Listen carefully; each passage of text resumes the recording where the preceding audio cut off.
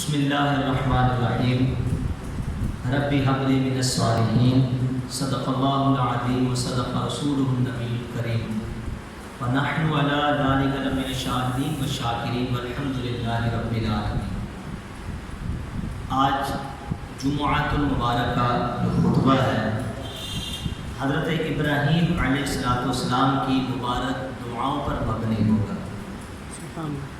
حضرت ابراہیم علیہ السلام نے جو دعائیں کی اور جو اس کے ثمرات ظاہر ہوئے وہ کیا تھے؟ آئیے قرآن کریم کی روح سے چند دعائیں میں آپ کے سامنے پیش کرتا ہوں۔ اللہ کریم مجھے حق کہنے اور آپ کو حق سننے اور اس حق والے پیغام کو آگے پھیلانے کی توفیق عطا فرمائے۔ حقیقت یہ ہے کہ نبی پاک صلی اللہ علیہ وسلم کائنات کے سب سے پہلے انسان ہیں کہ جن کے نور کی جلوہ گری سب سے پہلی ہو چکی تھی، لیکن بشری صورت میں جو آپ تمام انبیاء کے بعد تشریف لائے اور آپ فرماتے ہیں انا دعوت ابراہیم، میں اپنے باپ ابراہیم علیہ السلام کی دعا ہوں۔ سرکار اعلیٰ حضرت نے اپنے اسی شعر کے اندر اسی کی طرف اشارہ کیا اور فرماتے ہیں سرور کہوں کہ مالک و مولا کہوں تجھے، باغ خلیل کا گل زیبا کہوں تجھے۔ باغ خلیل یعنی ابراہیم علیہ السلام نے جو دعا کی ہے اس کے گل زیبا ہے۔ سرکار اعلیٰ حضرت نے یہ جو شعر اس لیے کہا چونکہ نبی پاک علیہ السلام نے شاہ فرمایا میں اپنے باپ ابراہیم علیہ السلام کی دعا کا ثمر ہوں اور عیسیٰ علیہ السلام کی دعا کی بشارت ہوں۔ وَمُبَشِّرًا بِرَسُولٍ يَأْتِي مِن بَعْدِهِ اسْمُهُ احمد۔ حضرت عیسیٰ علیہ السلام بھی یہی کہہ کر آسمانوں پر اٹھ گئے تھے کہ میں اپنے بعد تمہیں اس رسول کی خوشخبری دیتا ہوں جو میرے بعد آئیں گے اور ان کا نام احمد ہوگا۔ اصل نبی اکرم شفیع معظم صلی اللہ تعالیٰ علیہ وسلم ہی ہے۔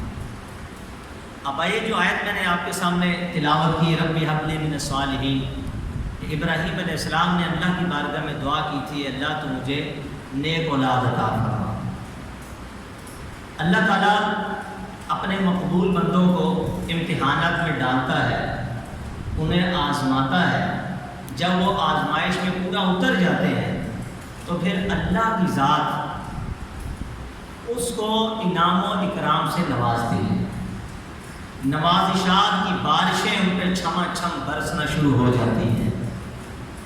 اور یہی اصول اور قانون جب انبیاء پہ نافذ کرتا ہے تو انبیاء کرام علیہ السلام کو بھی طرح طرح کے مصائب آلام اور مصیبتیں پریشانیاں آزمائشوں میں مبتلا کرتا ہے، اور چونکہ وہ ہوتے اللہ کے محبوب اللہ کے پیارے ہیں، معصوم ذات ہوتی ہے جو نہ گناہ صغیرہ کر سکتے ہیں نہ گناہ کبیرہ کر سکتے ہیں۔ کائنات کے اندر اگر سب سے زیادہ کوئی شاکر کوئی صابر ذات ہے تو وہ انبیاء کرام علیہ السلام ہی کی ذات ہے، یعنی اللہ کا سب سے زیادہ صبر کرنے والے اور اللہ کا سب سے زیادہ شکر کرنے والے جو کون ہیں؟ انبیاء کرام علیہ السلام۔ تو صبر بھی یہ کرتے ہیں، صابرین کے اندر بھی اولین میں ان کا نام ہے۔ اور اسی طرح جد الانبیاء حضرت ابراہیم علیہ السلام کو بھی اللہ تعالیٰ نے آزمائش سے دو چار کیا۔ آپ آزمائے گئے، آزمائش کے اندر آپ کو مبتلا کیا گیا اور آپ ہر امتحان میں کامیاب ہو گئے اور کامیاب ہوتے گئے۔ قرآن فرماتا ہے وَإِذِ ابْتَلَىٰ إِبْرَاهِيمَ رَبُّهُ بِكَلِمَاتٍ فَأَتَمَّهُنَّ، کہ جب اس کے رب نے ابراہیم خلیل اللہ علیہ السلام کو آزمایا، مبتلا کیا آزمائش میں، فَأَتَمَّهُنَّ، تو خلیل اللہ علیہ السلام نے ان آزمائش کو پورا کر دکھایا۔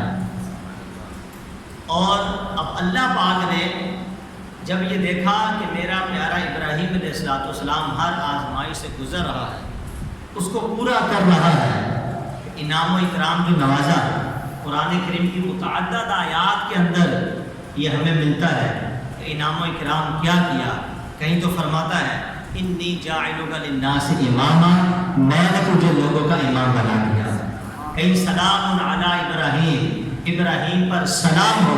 کہیں فرماتا انا کذالک نجزی المحسنین، ہم اسی طرح محسنین کو اجر و جزا کا بدلہ دیتے ہیں، اجر و جزا عطا فرماتے ہیں، بہترین بدلہ دیتے ہیں۔ کہیں فرماتا وفدیناہ بذبح عظیم، ہم نے ذبح عظیم، عظیم قربانی کے بدلے کو فدیہ عطا فرما دیا، جو عظیم قربانی دی اس کا فدیہ بھی عطا فرما دیا۔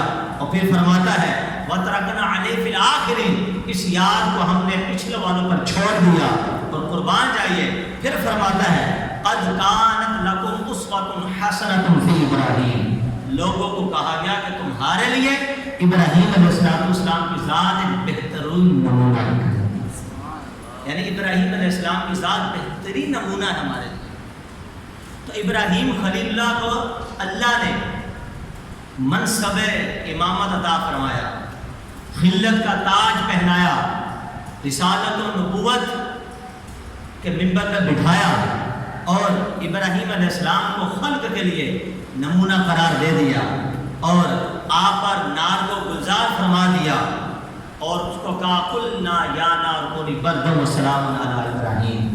جب نمرود نے ابراہیم علیہ السلام کو آگ میں ڈالا تو فرمایا اے آگ میرے خلیل پر ٹھنڈی ہو جا، لیکن اتنی بھی ٹھنڈی نہ ہو کہ جس سے ان کی ہلاکت ہو جائے۔ فرمایا کیسی ہو؟ سلامتی والی ٹھنڈی ہو جائے۔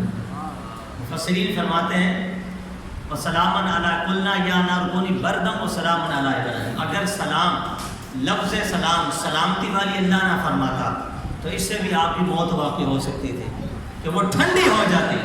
فرمایا کہ ٹھنڈی تو ہو لیکن ایسی ٹھنڈی ہو کہ میرے خلیل کے لیے سلامتی والے ہو جائے۔ یعنی یہ مرتبہ مقام ابراہیم علیہ السلام کو اللہ نے عطا کیا ہے۔ اور قربان جائیے کیا مرتبہ